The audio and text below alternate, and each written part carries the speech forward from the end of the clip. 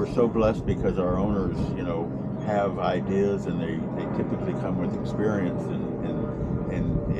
by listening to each owner and each buyer, our boats have been getting better and better, and it doesn't have to be about me. I don't have to do it. Well, that's the advantage of organically. It's fun. The advantage of them them all being flexible and customizable. We can start to add these little things. And make it both for the right for the owner, but improve the overall line. We've got a gentleman right now who just ordered 349 number 29, and believe it or not, he wants a tiller steering on the boat. Really? So we're going to do it. Yeah. We're going to do it. Yeah. Okay. So why not? Yeah. We've had some fun driving the 439 on the tiller. You know, just emergency training kind of stuff.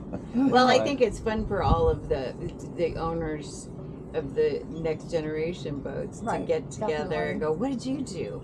What did you do? Whoa, that's cool. Yeah. So every boat gets a little better. So, like, one of the things you chose was this enclosed. Yes. We did get the enclosure. We've got the screens and the icing glass. So it closes down all around. Oh, it was that was by far probably one of the as far as comfort goes. That was one of the best investments we did on the boat. Absolutely. And it closes the whole thing. It encloses the boat. You can still sail. You can motor. You can still do everything, but not have the cold wind or whatever blowing on you, and it makes the sailing experience that much better. Absolutely. Even though it's a cockpit, it almost feels like a little another room. And all the lines come in. All the lines still come through. You can still do everything. It is just so. It's just made the experience so much better. A cozy little spot. Yeah. There. And then our cat can come out here. Our cat can come out here, and we don't have to worry about her, even though she has a little harness and is clipped in. But and she has a life vest. She's got a little life vest that she wears when the weather's really bad. But she likes to be up here with us also. The number one thing that I've always heard from owners that have done extensive cruising is that, and have met other owners that have been cruising, is that the number one reason that people typically have issues or make mistakes is from being tired. Yes. Not sleeping well. Yep. Being cold. Not being comfortable on board, not eating well, just not having handholds on the boat. Right. And every one of those things add up to using unnecessary and more energy than is needed. Absolutely. And eventually your body just gets to the point where it can't handle it, and that's when you start really having a difficult time. And making mistakes. Absolutely. Exactly. Yeah. So a comfortable boat, that's safe and seaworthy has always been the number one reason why people bought Island Packets since I've been involved in the last 35 years. As you were saying that, it made me think about the cockpit design and how much I appreciated that when we were way offshore, that we were inside and protected and out of the waves, and we had a big long place to lay down and be comfortable. A couple of guys and room for all of our snacks, so we didn't have to go up and down all the time. We had all of our stuff, everything we needed up here. But you felt safe and contained. Right. Absolutely. That's why it's tighter. It's not the expansive. Well, and the other thing for me is I get sick easy.